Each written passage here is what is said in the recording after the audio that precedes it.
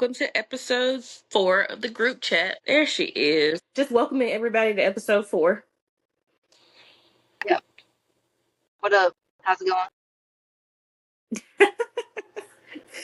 She's crazy, y'all. Yeah. So today we're going to talk about mental health. So if you are a sensitive listener, you suffer from mental health and you think this might be triggering, anything of that nature, I suggest you not listen. So what's our first topic about mental health? I guess we can start off like, have you ever been like diagnosed with any mental health issues? No, I refuse to go to professionals. So you probably have some. You just refuse to go get diagnosed with it. Yep, that's true. That's I understandable. feel like if I went somewhere, they would like commit me. I would be held hostage. I can see that. It'd be like, this girl got too much. We gotta keep her here. I have been. I actually go to therapy, which I did not start going to therapy until after COVID hit. But I do suffer from PTSD, depression, and anxiety, supposedly. I mean, you've been diagnosed, so you do. That's what the lady said anyway. I remember my first session, she was like, you have high functioning anxiety. And I said, I don't have anxiety. And she was like, yeah, you do. And I argued that lady back and forth. Like, there is no way I have anxiety. I can see that. I can see that you do a little bit. You can see that I have anxiety? Yes, I can. Why do you think I have anxiety? Because I think you like have this drive of wanting everything to be perfect and things like that. And I think that's a classic sign of anxiety. I think you have anxiety too. You're just not diagnosed. I got all sorts of kind of shit, but Sam ain't going to the shrink because they'll be trying to keep me, and that ain't happening.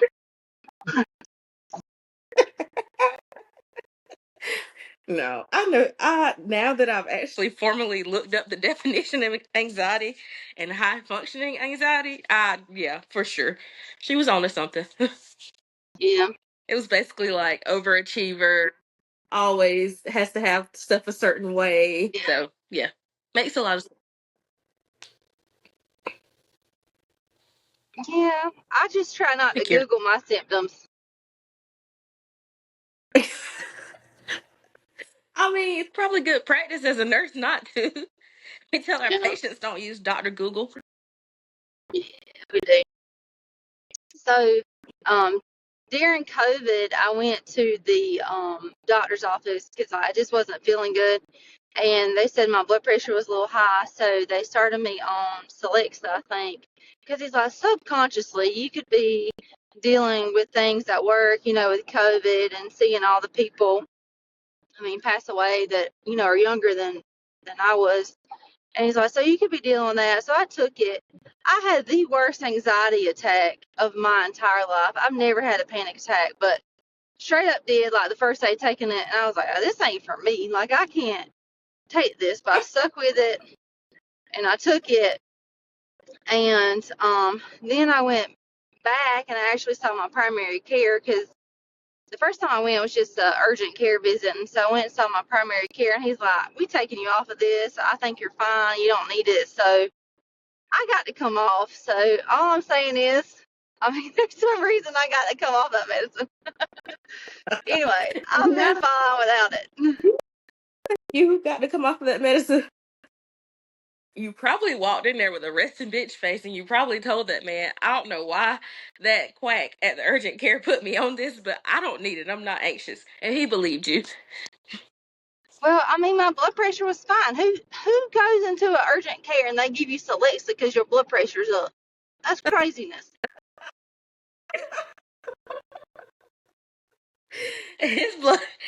Clearly his blood pressure was up dealing with you. Probably It's so. like He's whatever I probably gotta do. whatever gets you out of my face. Here you go. Ma'am, you need to chill. You just need to get up Yeah. out of here. He was trying to chill your ass out. That's what that was. Well, it didn't work. Not at all. Yeah, COVID kind of did a number on me too. Especially like at first I was like, man, this crap ain't real.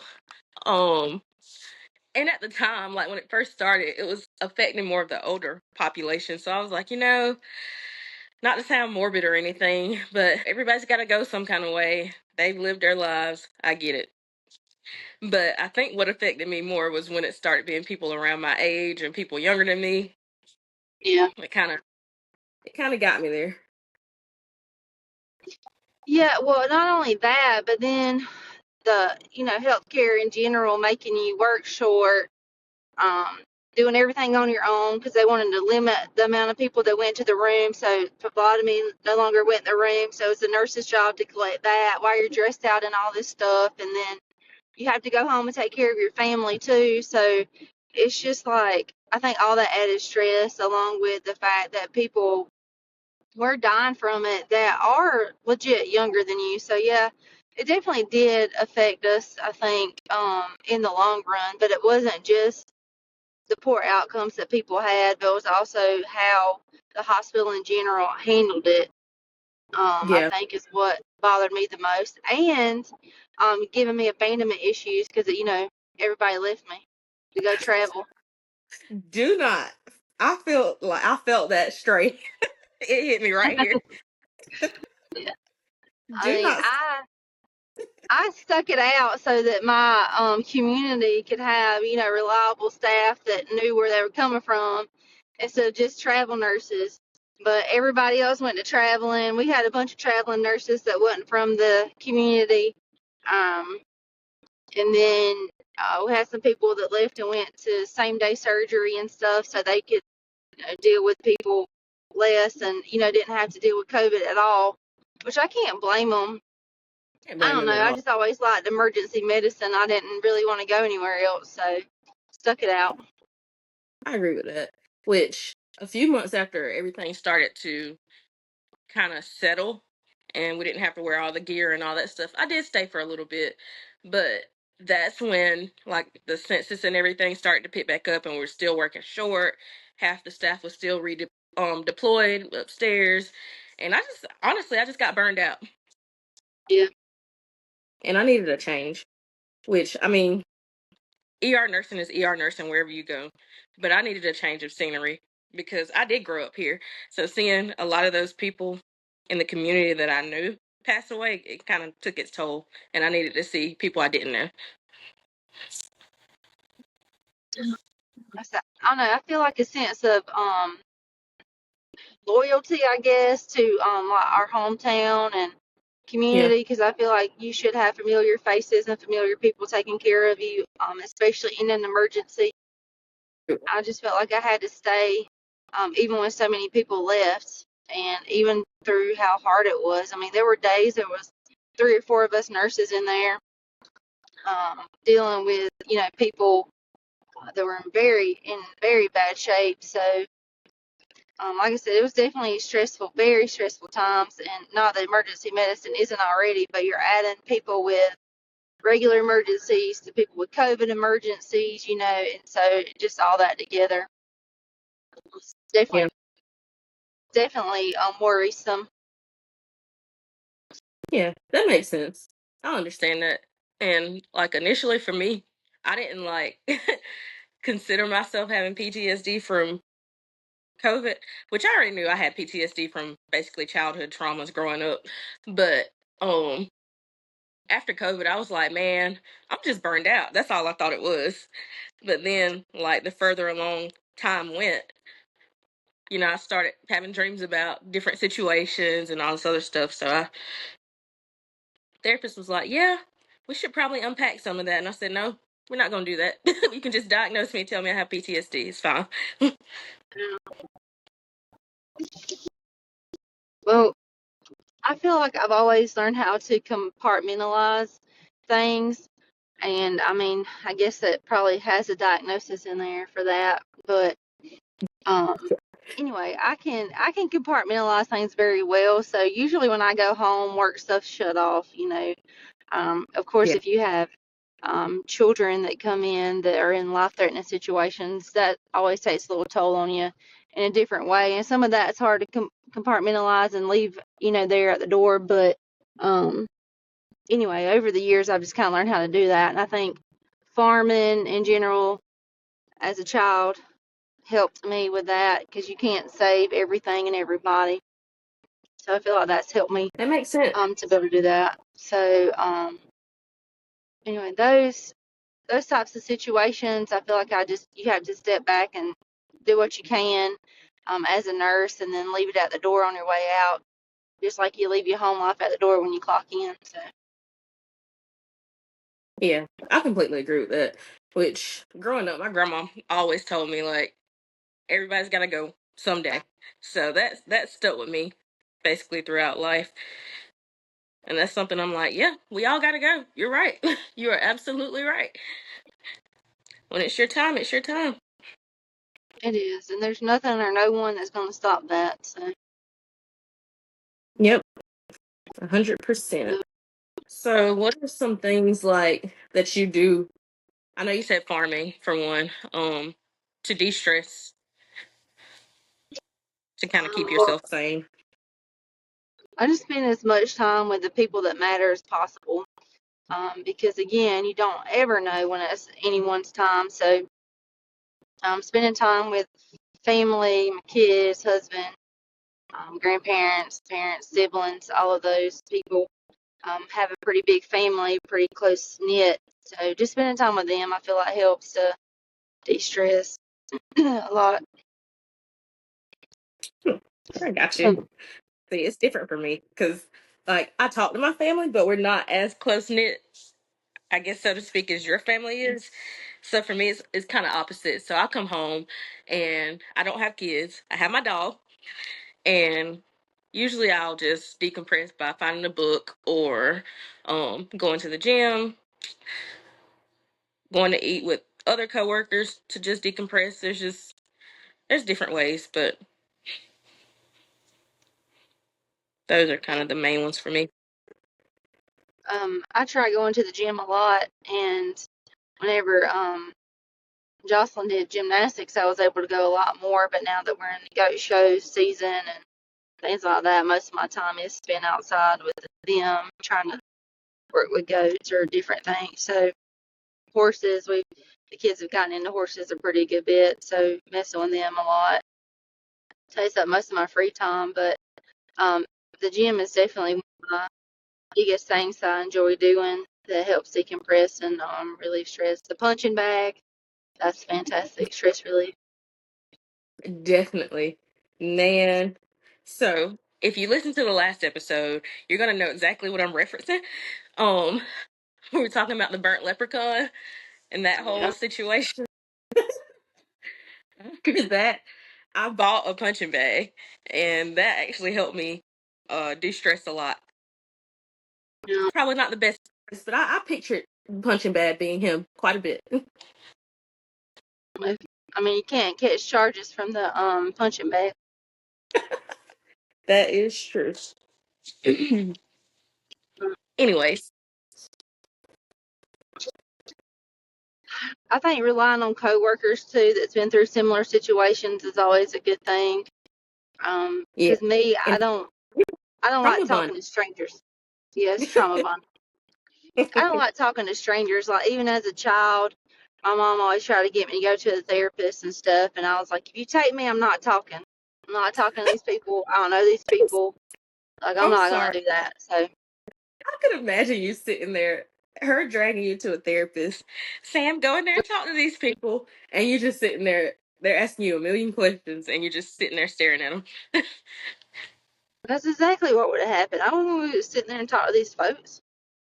And you know where you would have ended up at because you didn't talk. Oh, I know. So I had migraines really bad as a child. And so when I was like 16 or 17, I could drive myself to the doctor's office. And so I went to the You pediatric office, because they were terrible. These migraines were so bad. And so I go in there and I'm like telling them, yeah. And they're like, of course, well, do you have any thoughts of hurting yourself? I'm like, if it had stopped the headaches, well, then I was at community mental health before I knew it. I was at the little kid psych place. And they're like, are you wanting to hurt yourself? And I'm like, no, I'm just wanting to get rid of these headaches. But I learned real quick you can't play with people about that. So I never want to go back to therapy or anything ever. You can't. Because You cannot play with these, it. these folks don't play. That's about to have me in a cotton picking straitjacket. Like, call those people. She's about to blow her brains out. Yeah, I know. It's like, do you have any suicidal ideations? No. I mean, other people sometimes, but not myself. I'm good.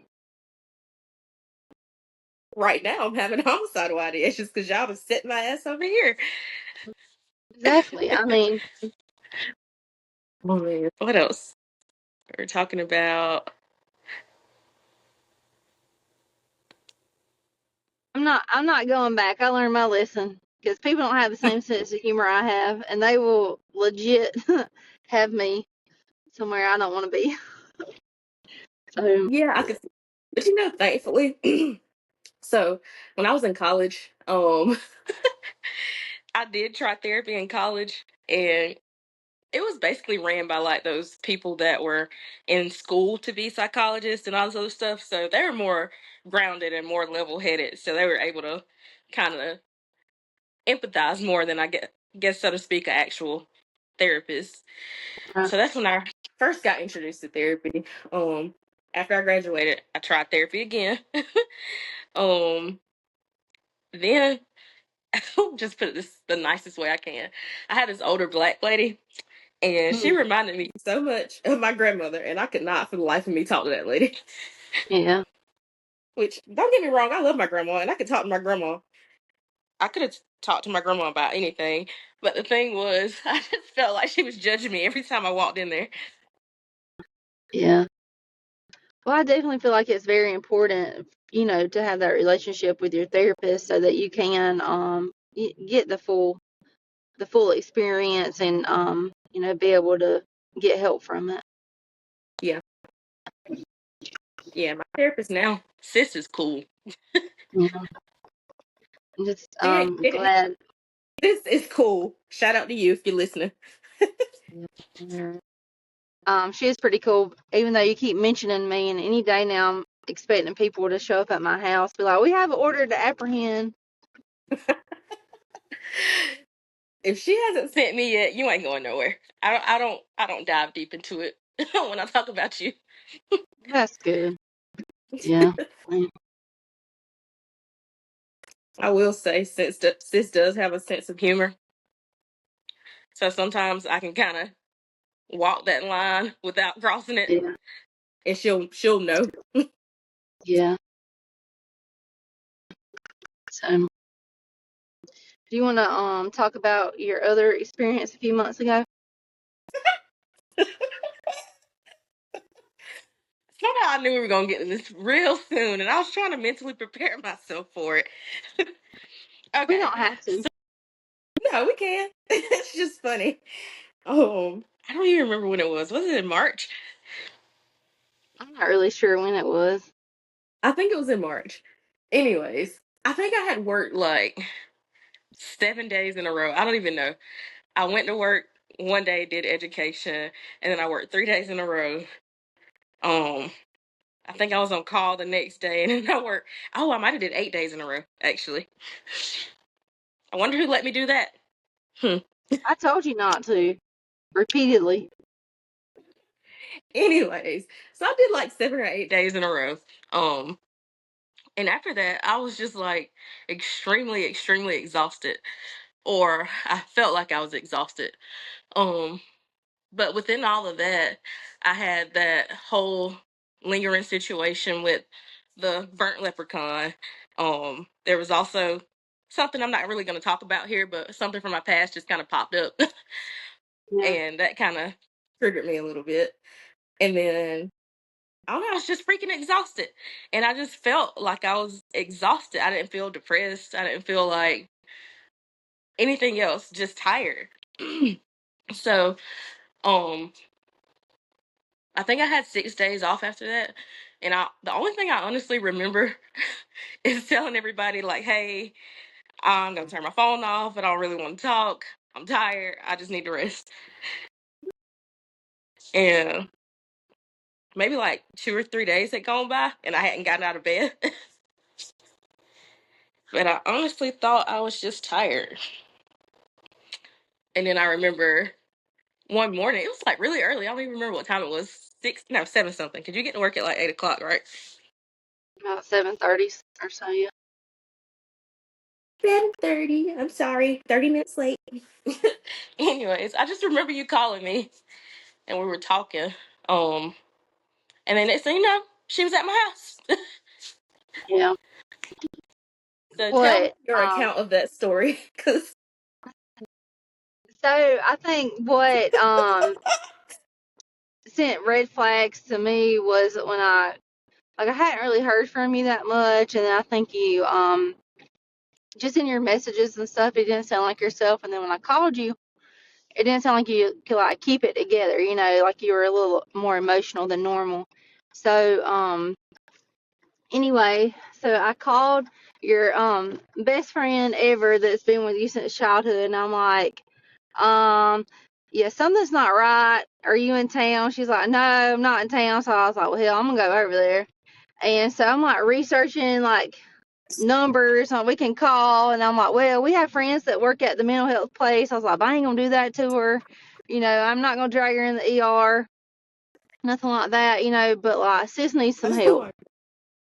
So when I get to your house and I get in here, like everything's dark, and so I go to flipping lights on, and then so I flip the light on in your room, and I like do.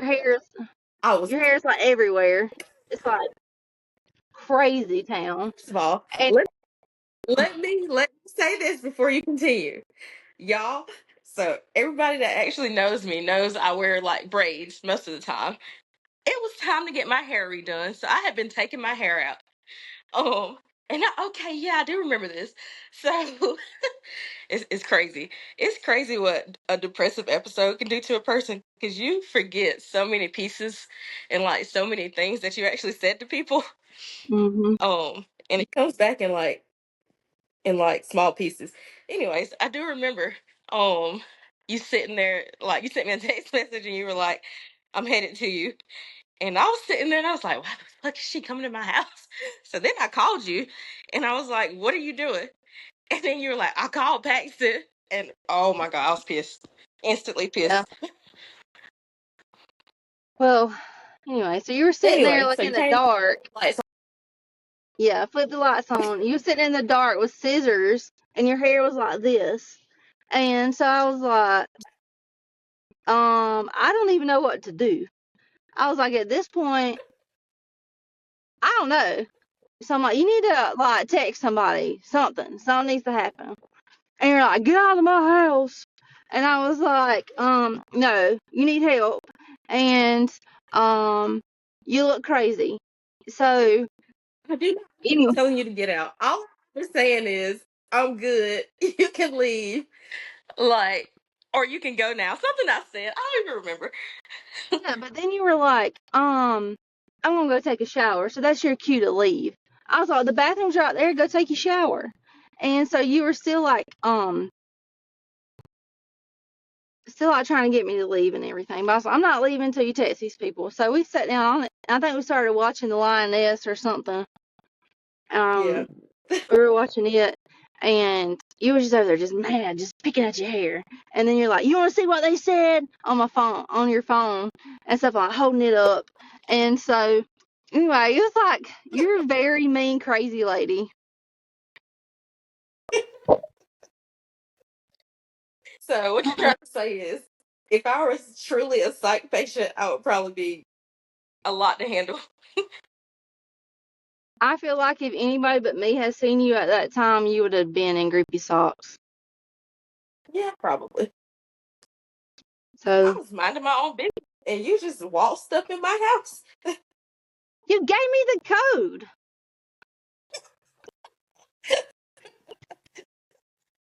I did. In her defense, I did give her the code. I Yeah. wasn't happy And about so, it, but yeah, but we got you saved. You didn't have to take a Grippy sock vacation. So, I mean, we got you back from, the edge mm-hmm. of crazy. Yeah, We made it. it did. But honestly, like I said, I didn't even feel that way. But you know what really made me realize something was wrong? Like I hadn't been eating, my appetite had changed. And I literally lost like 10 pounds in a week. Yeah. Well, I could tell something was wrong when like you just like I say your text message response and your the way like when you answered the phone when I called, like your composure, I guess. So um yeah, and then you were mad at me and Paxton. But I was. I was mad. so I mean you didn't have 6 people at the time that was going to help us carry that casket, so we had to keep you around a little bit longer. Good one. But you built up some more friends. Good one. But you know, I am very appreciative with how you handled it. Yeah. And I'm glad it was you, so to speak. Well, I just try to handle it how I would want it handled, and I wouldn't want like a bunch of attention or a bunch of people and things like that. Like if I just wasn't mentally in a good place, I just would want, privacy and understanding and respect. So I just try to give that as well. Well, you did a good job. I guess Thanks. crazy recognized crazy, so. I do. But it's kind of like the Hulk when he says like you just say angry all the time. You just say crazy all the time and nobody ever knows. So that's what I do. Does I that just apply say to you crazy. or me? Both Okay. of us. Yeah. You No. just say crazy and then nobody ever really Like, notices. yeah. It's funny though because I really don't think many people actually realize. Like if you weren't close to me, you would never know. I'm one of those people who's like very, very good at hiding how I truly feel, so to speak. Yeah. Um, like I can feel the worst I've ever felt, but I'm still gonna smile at the end of the day. So you would never know. Yeah, I'm not really that type. I feel like people usually know when I'm pissed or I don't like them or something's going on because I'm not very good at hiding emotions that well. So, Let me put it this way: I'm good at hiding when I'm sad. I'm not so good at hiding when I'm pissed off. yeah, I guess so. Yeah, sad maybe. I don't know. I try to like if something is bothering me, I try to allot myself like a certain amount of time that I allow myself to think about it. So like even if I think, okay, so I got 5 minutes to sit here and dwell on this and think about it from every way I can, and then after that I'm gonna move on. So like I said, it really does do with the compartmentalizing things, and that's just how I've found to be able to move on from things that bother me. That or just tuck them down deep inside, just way down deep, and I'll unpack them about 10 years from now. That's exactly what happened to me.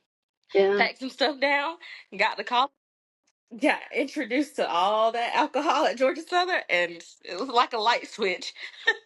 yeah. Well, I don't really drink anymore, so now just deal with life as it is. I drink occasionally. Yeah. Every now and then, a good wine's pretty good, but it's just not something I make a habit out of. I'd rather just experience things with my children and family, so try to Yeah, stay away from the alcohol. that makes sense. Strawberry wine. That's her favorite one. It is. It's really She's a good. weirdo. I feel like a glass of wine is a good way to decompress and it's heart healthy. Yeah, it ain't gut healthy though. Your stomach could be swelling from the alcohol. Got a point. Your liver enzymes is gonna be through the Um, roof with all the Motrin you take too, and Tylenol. oh, nobody asked you about that today. We're not talking about that today. We're talking about mental health. Well, your mental health's gonna get worse if your health gets worse. Oh, for sure. I'm not even gonna tell you what I'm gonna tell them people if they say I gotta cut my legs off. I'm just gonna cut your legs off. No, no, they're not. Yeah, man. Yeah, we are. And then we'll just get you a jazzy scooter you can ride around in, the little motorized ones with your nubs.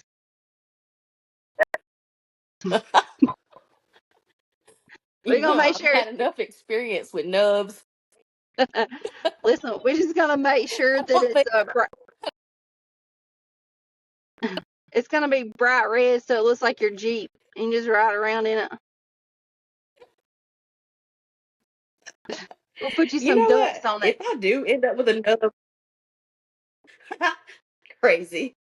If I end up with a nub, I'm gonna make sure to hit you in the head with it as payback. Get near them things. Yeah, you are. I'm gonna say, ooh, Sam, I dropped something. Can you pick that up for me? No, you can get one of them little grippy things, the little extenders. You know, the therapy gives you those. You can use that. Yeah. Mm-mm. I'm gonna have to get you back for letting me get hit that Hey, one time. but think of all the money you'll save on no shoes.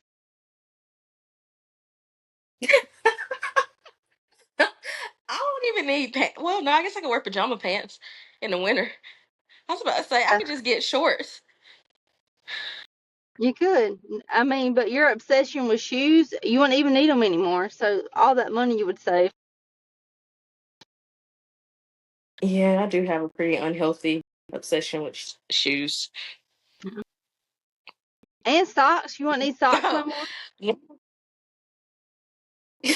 I'm gonna put because I'm gonna get prosthetics, so I'm gonna need some good socks to go on this nub. Listen, you got to get white prosthetics though.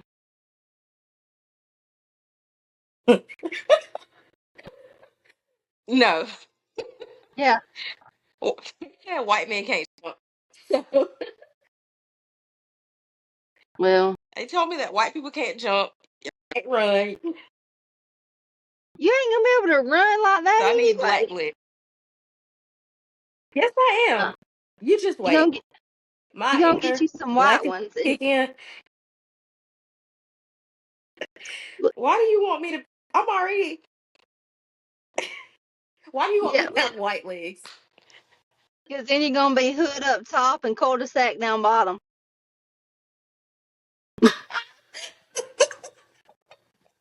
Like, you want to see my cul-de-sac legs? Okay,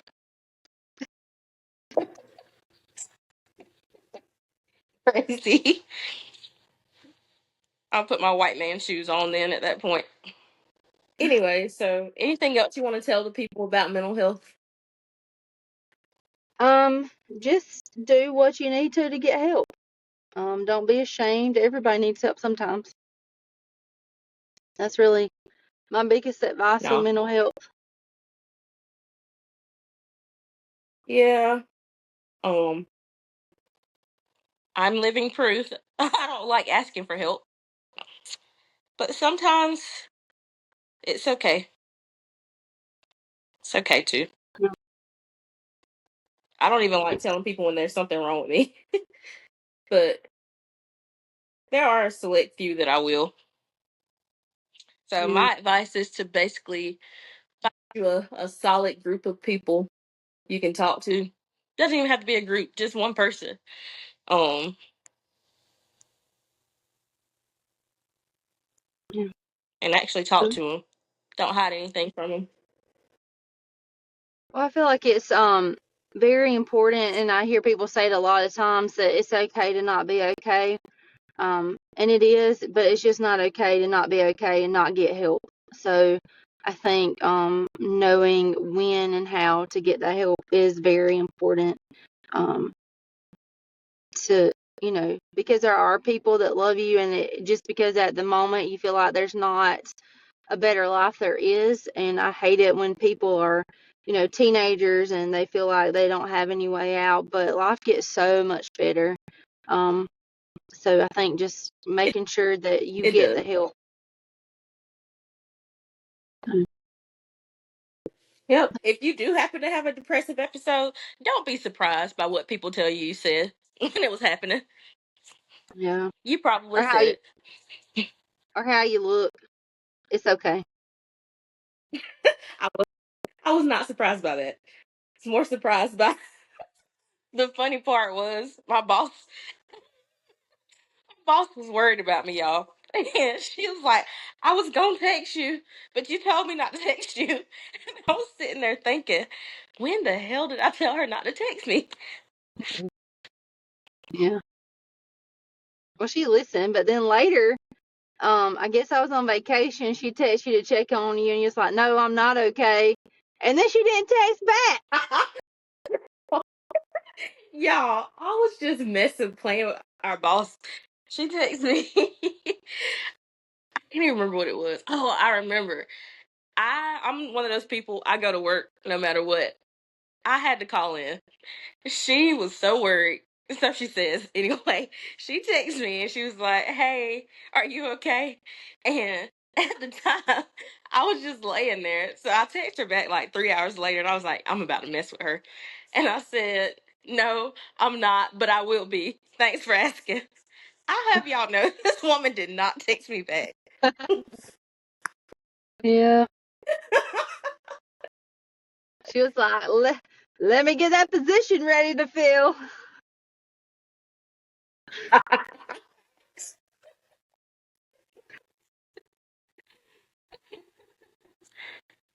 Like, That tripped me can't out though. yeah, And can't be for working about short. next week, I was like, what if I was like this? She said, well, you wouldn't have been here.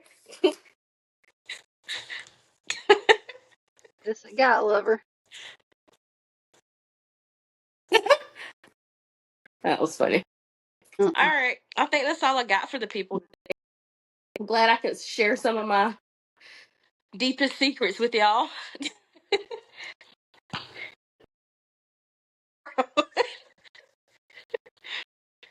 So unhinged. It makes zero sense. All right. I will talk to you later. Signing out. All right, see ya.